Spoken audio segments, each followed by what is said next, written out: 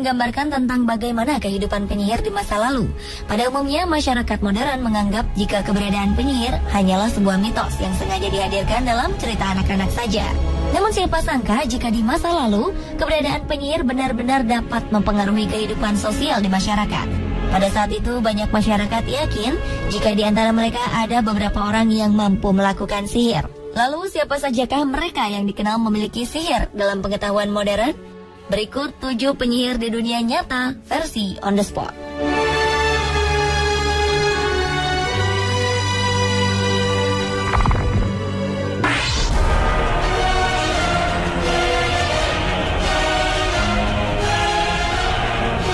Mother Shipton dikenal sebagai seorang peramal yang mampu memperkirakan beberapa kejadian di masa yang akan datang. Namun demikian, kemampuan Mother Shipton untuk meramalkan beberapa kejadian baru diketahui pada 1641 atau 80 tahun sejak ia dikabarkan meninggal dunia. Ada beberapa ramalan Mother Shipton yang berhasil mencuri perhatian masyarakat luas. Namun yang paling mengguncang adalah ramalan tentang datangnya hari kiamat yang ditemukan pada 1862 oleh seorang penulis bernama Charles Handley. Ramalan yang memprediksi bahwa hari kiamat akan terjadi pada tahun 1881 dipublikasikan pada 1684. Di kemudian hari muncul beberapa versi ramalan palsu yang mengatasnamakan Mother Shipton. Wanita yang digambarkan sebagai sesosok wanita jelek dan menyeramkan itu dilahirkan di Knaresborough, Yorkshire pada 1488 di dalam sebuah gua yang sekarang dinamakan Mother Shipton's Cave. Nama Mother Shipton pun pernah dikaitkan dengan beberapa bencana yang terkait di Inggris Raya, Australia, hingga Amerika Utara pada abad ke-17, 18, dan 19. Mother Shipton sering menggambarkan ramalannya dalam bentuk rima, seperti sebuah puisi dalam literatur Inggris. Banyak ramalannya mengacu pada kejadian di masa depan, maupun penerjemahan terhadap berbagai fenomena yang pernah dialami masyarakat di masa ia hidup. Tetapi banyak orang tetap merasa sulit mengerti tentang maksud dari setiap ramalan asli Mother Shipton.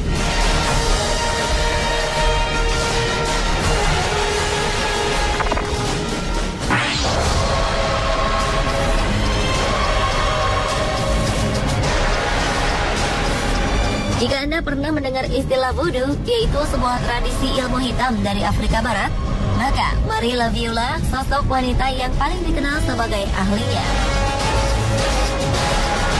Marie Laveau yang hidup pada 10 September 1801 hingga 15 Juni 1881 ini menjelma menjadi seorang ahli tenung terkenal di New Orleans, Amerika Serikat.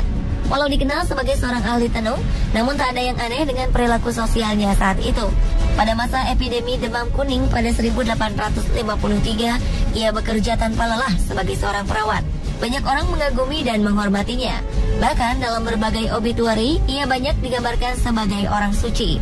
Kehidupannya sebagai seorang ahli tenung terungkap setelah sebuah surat kabar menceritakan bagaimana ia memimpin upacara voodoo yang sensasional.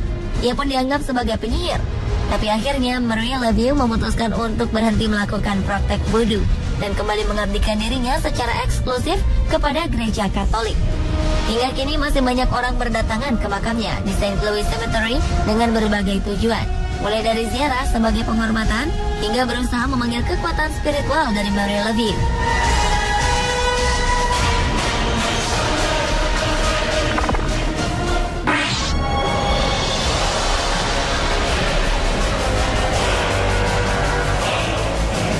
Selanjutnya adalah seorang cenayang kontemporer asal Amerika, Silver Ravenwolf. Wanita ini terlahir dengan nama Jenny E. Troyer pada 11 September 1956. Ravenwolf kemudian tumbuh menjadi seorang ahli sihir, pesulap, dan pengajar yang berfokus pada aliran pagan yang disebut Neo-Wicca. Beberapa praktek yang terdapat dalam keyakinan Wicca adalah ritual magis dan hal-hal yang berkenaan dengan dunia supranatural. Meski terkenal, Ravenwolf bukanlah pemimpin dari sekte ini. Silver Ravenwolf juga bekerja sebagai penulis buku yang kebanyakan membahas tentang Wicca dan paganisme secara umum. Wicca sendiri diketahui baru muncul dan berkembang di Inggris pada paruh pertama abad ke-20. Sebagai pagan modern dan sihir agama, aliran ini kemudian mulai diperkenalkan ke publik pada 1954 oleh Gerald Gardner.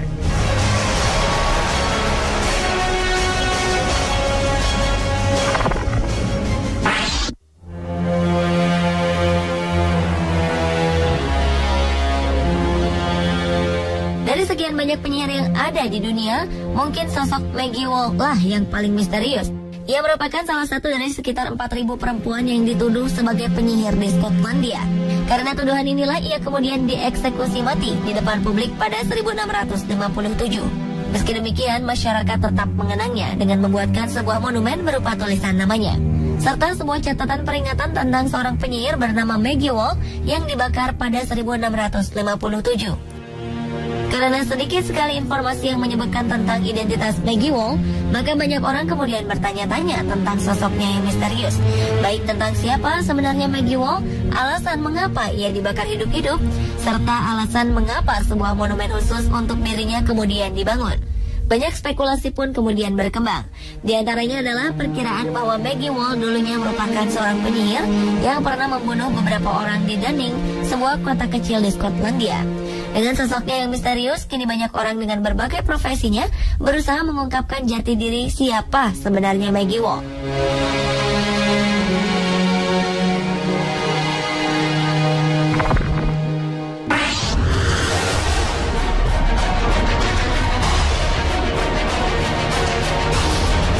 Seorang wanita dari keluarga kaya yang berasal dari Toulouse, Prancis, ia diduga memiliki kemampuan untuk melakukan sihir, hingga kemudian dihukum mati pada 1275. Nama Ujel de Lebat populer dan dikenal sebagai orang pertama yang dihukum mati atas tuduhan sebagai seorang yang memiliki kekuatan sihir selama abad pertengahan. Ujel de Lebat lahir sekitar tahun 1230 dan ia merupakan anggota dari keluarga bangsawan yang menganut ajaran Khatarisme, yang tak lain adalah sebuah sekte Gnostik yang dianggap sesat oleh gereja Katolik.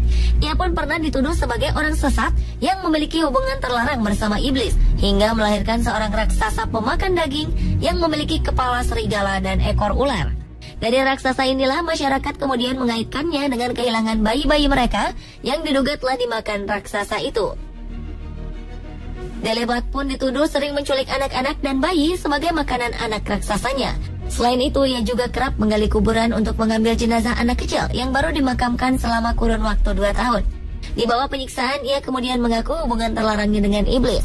Ia pun akhirnya dinyatakan bersalah atas berbagai kejahatan, lalu dibakar hidup-hidup. Meski demikian, banyak pemuka agama yang meragukan kebenaran cerita Ujel de Lebat karena minimnya informasi tentang pengadilan Toulouse yang menceritakan tentang kejahatannya bersekutu dengan setan pada 1275.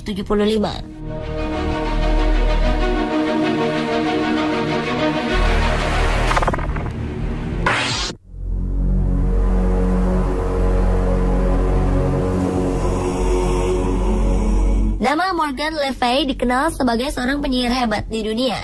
Sosoknya digambarkan sebagai musuh abadi Raja Arthur, pemimpin legendaris Inggris dari awal abad ke-5 hingga akhir abad ke-6. Morgan Le Fay yang kabarnya sebenarnya masih memiliki hubungan garis keturunan dengan Raja Arthur, konon merupakan murid langsung dari penyihir hebat dan legendaris di Inggris bernama Merlin. Nama Morgan Le Fay sendiri mulai dikenal untuk pertama kali pada abad ke-12 ketika Geoffrey of Monmouth, seorang tokoh agama, menuliskan sebuah cerita yang berjudul Vita Merlini. Di dalam tulisannya disebutkan bahwa Morgan Le Fay merupakan seorang pemimpin dari 9 penyihir bersaudara dari Pulau Avalon yang pernah menolong Merlin ketika tengah berada dalam kesulitan.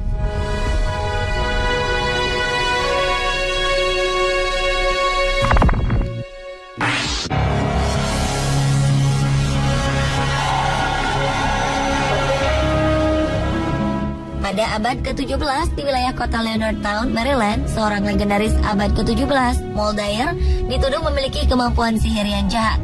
Keberadaan Moldair sebenarnya lebih mirip sebagai sebuah mitos yang hidup dalam kultur masyarakat Irlandia.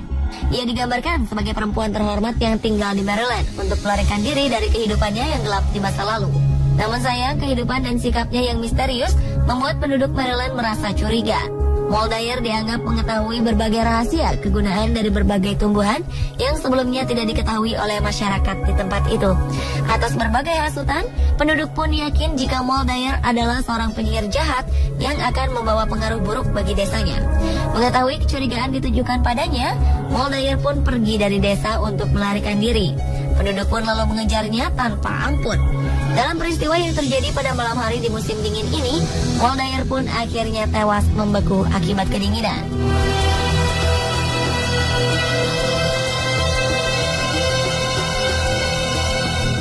pemirsa, itulah 7 penyihir di dunia nyata versi On The Spot.